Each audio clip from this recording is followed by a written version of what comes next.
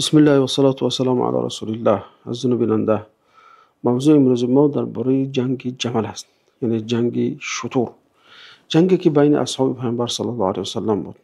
در اون جنگ طایفه با علی بن ابی طالب بودند و طایفه دیگر با طلحه و زبیر و ام المؤمنین عایشه بودند.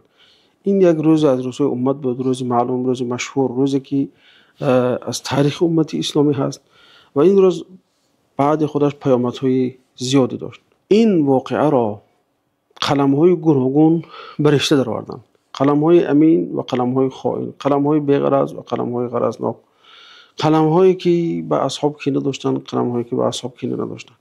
ما باشد تلاش میکنیم اینجا طبق روایت‌های صحیح آنچه بین اون اصحاب پیامبر صلی الله علیه و آله گذشته بود برایشون پیشکش کنیم. گرچه مذهب اهل سنت و جماعت در این مسئله ها وارد نشدن است، لیکن بسیار به اون که شبهه ها زیاد شد و شبهه های زیاد شده است و فتنه‌گرها فتنه زیاد کرده شدند، ما مجبوریم که این مسئله ها را از نظر اهل سنت و جماعت برای شما مطرح کنیم. نبرد جمل سبب های گوناگون دارد. باید سبب های را ذکر کرد که به این جنگ آورده رسانید. یعنی شاید سبب یک چند باشد، لیکن همه این سبب ها در آخر می آید در نهایت به مقتل یا اینکه شهادت عثمان ابن عفان، خلیفه پیامبر صلی الله علیه و آله، داماد پیامبر صلی الله علیه و آله که ملقب با ذی النورین است. وقتی که عثمان ذی النورین شهید می شوند، دری فتنه برای امت دیگر گشاده می شود که تا حال پوشیده نشده است. وقتی که عثمان را می کشتند، برای اون قاتل خودش گفت که اگر من کشته شوم دیگر شما نمیتونید از قفای یک امام نماز خوانید. دیگر یعنی که دری فتنه گشاده می شود و مردم گروه گروه میشن، فرقه فرقه میشن. و خود عثمان هم رضی الله تعالی عنه میدونستند که کشته میشوند. این رو پیامبر صلی الله علیه و آله به او گفته بودند، به شکل عام هم گفتند، به شکل خاص هم گفته بودند. در حدیثی که درباره شهادت عثمان بن عفان گفته می‌شود، پیامبر صلی الله علیه و آله روزی با ابوبکر، عمر و عثمان بالای کوه احد بودند و وقتی که بالای کوه بودند، کوه به لرزش در آمد. پیامبر صلی الله علیه و آله گفتند که اهدا، یعنی به احد اشاره کردند که اهدا، آرام باش، فانما علیک نبی و صدیق و شهیدان، یعنی بالای تو فقط همین پیامبر است و صدیق است و دو شهید، یعنی پیامبر محمد علیه السلام، صدیقین ابوبکر صدیق و شهیدان، یعنی که دو شهید عمر و عثمان رضی الله تعالی عنه است. خب غیر از این حدیث دیگری از پیامبر صلی الله علیه و آله است که ابو موسی اشعری نقل میکنه، حدیث در بخاری و مسلم است. ابو موسی اشعری میگه که پیامبر صلی الله علیه و سلم مرا در وارد بستان شدند و ما را پاسبان دری آن بستان کردند و گفتند که هر کسی به اجازه وارد نشود. میگه مردی اومد در رو کوفت. من با پیامبر صلی الله علیه و سلم گفتم که کسی در رو میکوبد. پیامبر گفتند که برای اجازه وارد شدن ده و او را به بهشت مژده ده. ابو موسی میگه که من در رو گشادم، دیدم که ابوبکر است و او را مژده به بهشت دادم. بعد اون باز در کوفته شد، باز پیش پیامبر رفتم، اجازه پرسیدم. پیامبر گفتم او را اجازه ورود ده و بشارت به جنت ده. دیدم که عمر بن الخطاب در آمد. بعد بار سوم در کوفته شد، باز میگه پیامبر اجازه پرسیدم، پیامبر اجازه دادن، رفتم. پیامبر گفتن که رو او را اجازه ورود ده و بشارت ده به جنت به سبب مصیبت یا غم یا بلایی که بالی سرش می آید. من که بعد رفتم به او را به اون چی که پیامبر گفته بودند بشارت دادم و عثمان بن عفان بعد اون که حدیث رو شنید، یعنی که با صبر این را قبول کرد. خلاصه حدیث های دیگر نیز به همین معنا نزدیک از امام احمد است که از ابن عمر است رضی الله تعالی عنه میگه که در باب فتنه صحبت میکردند مردم. مرد مرور کرد از اونجا. پیامبر گفتند این مرد مقنع آن روز مظلومانه کشته خواهد شد. ابن عمر میگه دیدم که آن مرد عثمان بود. یعنی مقنع شخصی که سر خودش رو با چیز پیچونده بود، خیلی که در حدیث اومده است. یعنی پیامبر صلی الله علیه و سلم هم به خود عثمان گفتند، هم به دیگر صحابه ها گفتند. بنابراین عثمان رضی الله عنه میدونستند که کشته خواهند شد و شهید خواهند شد در این راه. اون روزها دوستان در مدینه پر از فتنه بود. فتنه به اصطلاح میجوشید. مدینه را یک گروه مردم غوغا و آشوبگر و اوباش پر کرده بودند که آنها را مرد یهودی به نام ابن سبا اداره میکرد، یا اینکه در همین فتنه نقش خیلی بزرگی داشت.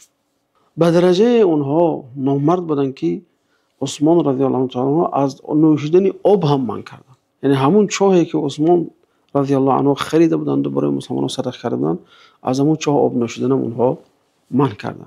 دوستان عزیز، در کشتن عثمان ابن عفان رضی الله عنه یک چند شخص نقش داشتند، از جمله کنان ابن بشری، کنان ابن بیشر و سودان ابن حمران و قطیرة السکینی و غافق ابن حرب عکی.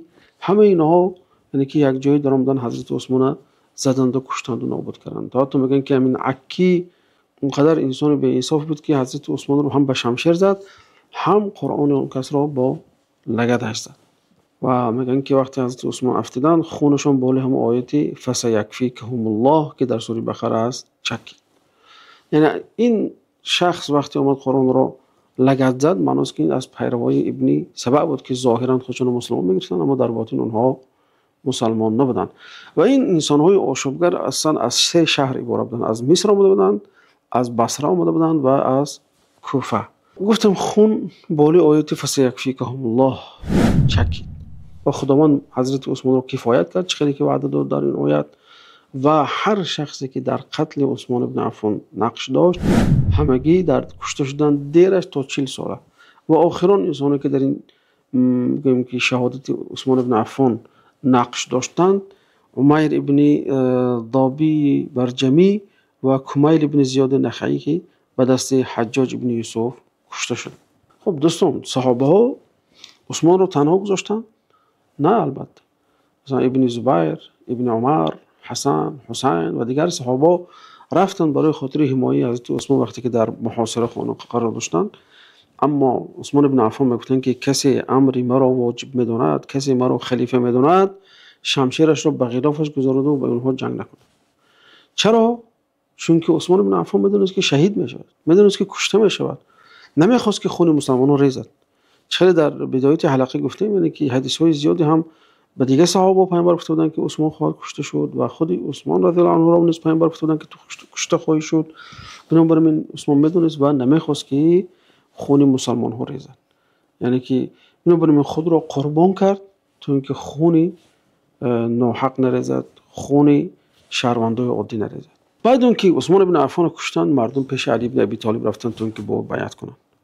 تبری از ابن حنفیه آورده است که ابن حنفیه پسر حضرت علی است. مادرش از بنی حنیفه بود. وقتی که در زمان ابوبکر صدیق حرب ردت صورت گرفت و انسانایی که مرتد شدن اونها رو صحابه علیه اونها جنگ کردند، از اونجا یک زنی رو کنیز گرفته بودند و اون کنیز به دست علی ابن ابی طالب رسیده بود و از اون ابن حنفیه تولد شده است که این برادر حسن و حسین است، اما مادرش دیگر است.